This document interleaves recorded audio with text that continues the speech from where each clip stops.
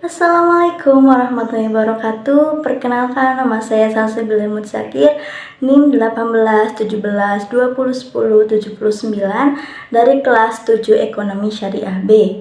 Di sini saya akan mengambil satu bab materi ekonomi industri mengenai struktur pasar industri dengan dosen pengampu Pak Muhammad As-Siddiq, ME, guna untuk memenuhi UTS Ekonomi Industri.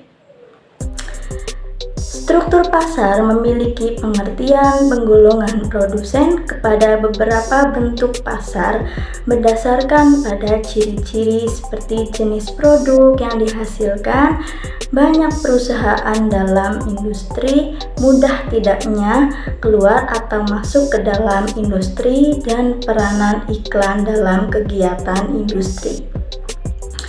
Pada analisa ekonomi dibedakan menjadi pasar persaingan sempurna dan pasar persaingan tidak sempurna yang meliputi monopoli, oligopoli, monopolistik, dan monopsoni. Ada 5 unsur yang mempengaruhi struktur pasar. Yang pertama adalah konsentrasi penjual atau industri.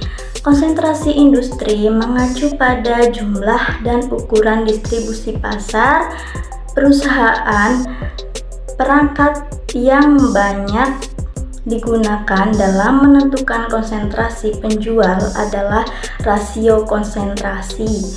Seperti observasi kunjungan yang saya lakukan kemarin dalam industri tahu pletok di Desa Karangmoncol, Kecamatan Randu Dongkal, Kabupaten Pemalang. Pertama kali jualan memproduksi sebanyak 15 kg kedelai dalam sehari, yang semakin tahunnya pertumbuhan industri tahu pletok semakin meningkat. Apalagi di masa pandemi COVID-19 yang seharusnya pangsa pasar menurun, tetapi industri tahu pletok ini mengalami kenaikan jumlah produksi hingga mencapai 2,5 kuintal kedelai dalam sehari. Nah, industri tahu pletok ini sudah terdeteksi rasio konsentrasinya, sehingga dapat menciptakan pendapatan yang lebih besar dan pertumbuhan yang lebih cepat meningkat. Maka dari itu, pertumbuhan hubungan antara rasio konsentrasi dan pertumbuhan perusahaan tahu pletok itu adalah positif. Yang kedua adalah diferensiasi produk. Diferensiasi produk adalah perbedaan produk suatu perusahaan dengan produk dari perusahaan pesaing.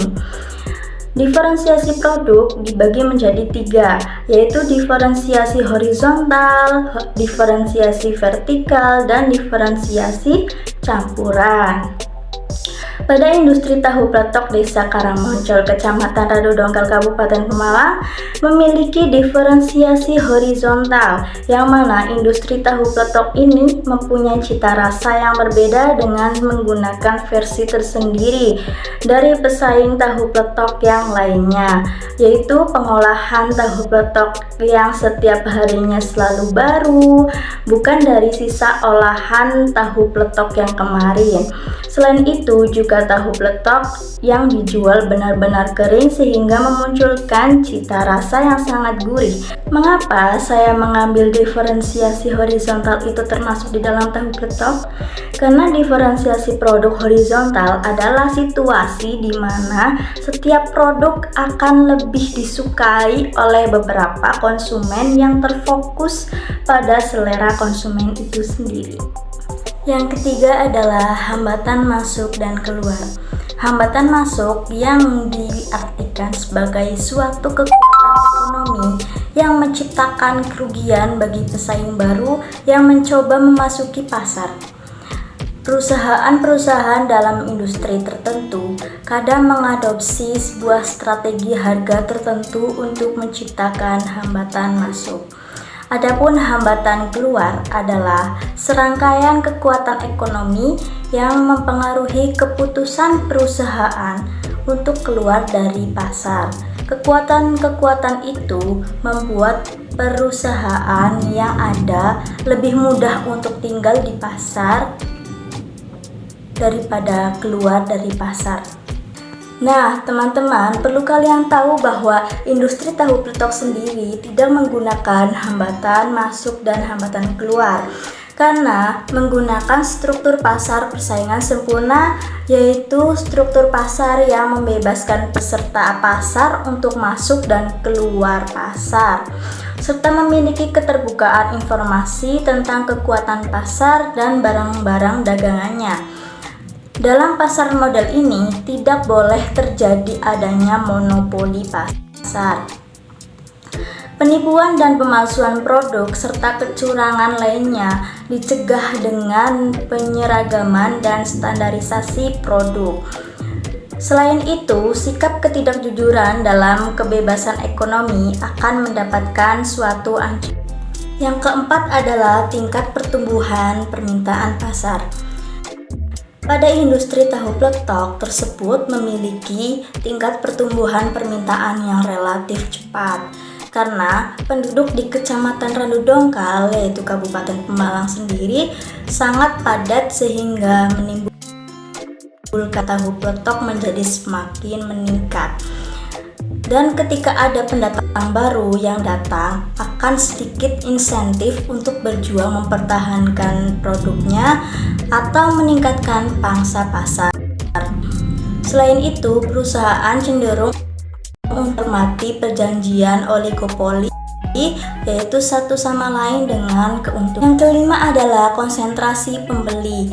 Konsentrasi pembeli pada industri tahu peletok Desa Karangmoncol, Kecamatan Randu Dongkal, Kabupaten Pemalang ini, pembeli atau konsumen sangat banyak atau bisa dibilang tinggi, sehingga industri tersebut mendapatkan keuntungan yang rendah. Konsumen juga menekankan pada industri tahu peletok untuk menyediakan produk yang berkualitas, pelayanan yang lebih baik, dan harga yang lebih rendah.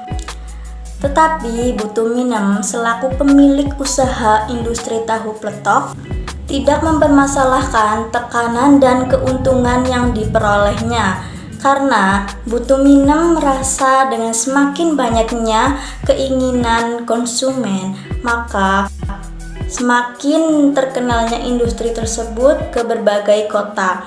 Dengan hal tersebut membuat kekuatan pemasaran yang lebih baik pada industri itu sendiri. Untuk harga tahu peletok per biji, satu bijinya itu 300 perak. Jadi satu bungkus seharga 10.000 dengan isi 30 biji tahu peletok.